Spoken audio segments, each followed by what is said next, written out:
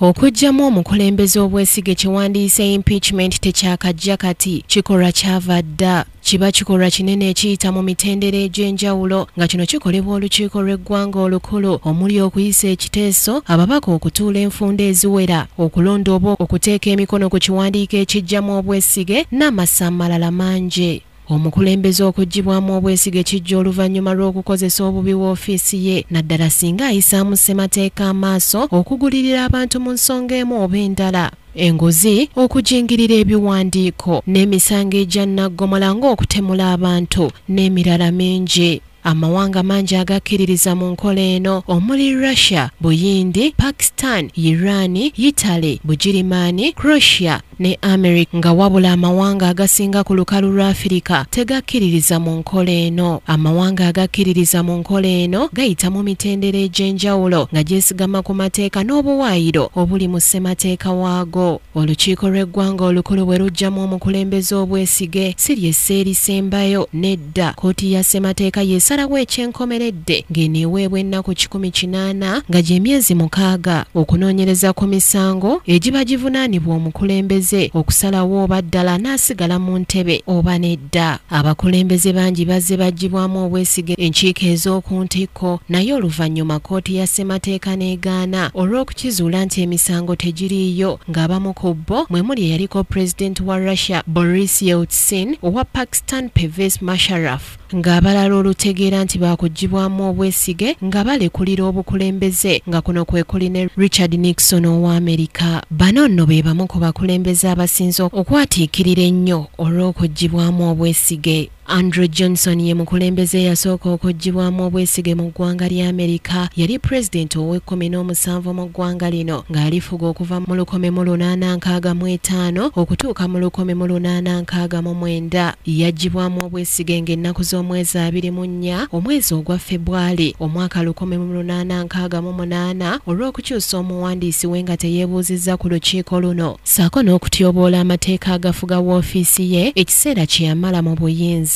Owookubiri ye Bill Jefferson Clinton eyali pulezidenti wa Amerika ow'omulundi ogwanamu ababiri eyafuga eggwanga lino okuva mu 1993 okutuuka mu mwaka gwa 2001.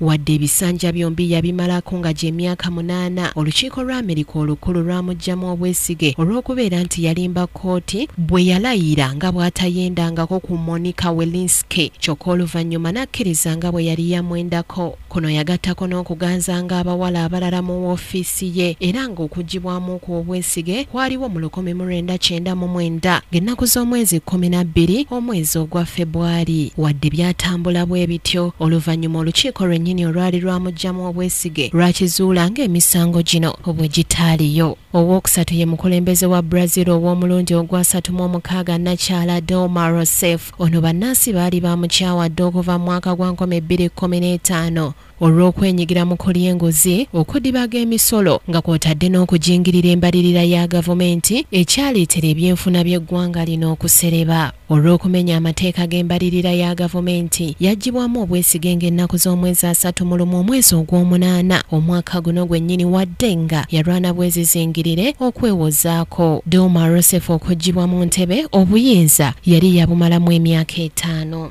Akyasembyeyo ye President Park Geun-hye owa South Korea eyafumuddwa mu woofiisi olunaku lw'eggulo olw'okukozesa obubi woofiisi ye nga yeeyambisa mikwano gye okuteeka emikono ku ndagaano ezitali mu mateeka okufuna ensimbi mu lukujjukujju n'ekigendererwa eky'okwegaggawaza. Ono yabadde yeetaaga obululu 2 okuggyibwamu obwesige naye ekyewuunyisa ne buwera 234 nga ku 56 bwabadde bw'abannakibiina kye. Ono ye President wa South Korea owookubiri okuggyibwamu obwesige ng'eyasooka ye yali Roh Moo-hyun eyaggyibwamu obwesige mu 2004. Park Geun-hye ye yabadde pulezidenti ow'e11 ng'entebe abadde agimazeemu emyaka 3 gyokka. Kitegeere nti omukulembeze bw'aggyibwamu obwesige abeera akugiddwa okukola emirimu gy'obukulembeze gyonna ng'era Ssaabaminisita yamuddira mu bigere. Naye ekyebuuzibwa lwaki ensangi zino abakulembeze abakyala bafuumulwa nnyo mu bifo by'obukulembeze abaami ne balekebwa nga ne ssabbiiti ewedde pulezidenti wa South Africa Jacob Zuma yawonedde watono awaalemekkera okubooka okuva mu ntebe y'obukulembeze bw'eggwanga eryo. Ekibuuzo ekyo nze naawe